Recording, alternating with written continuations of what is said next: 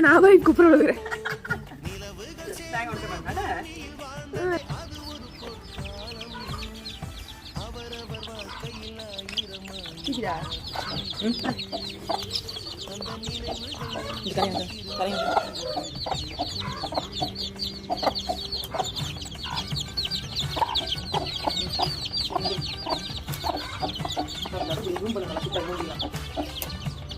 போதும், கம்பெனி நல்லா இருக்காதே.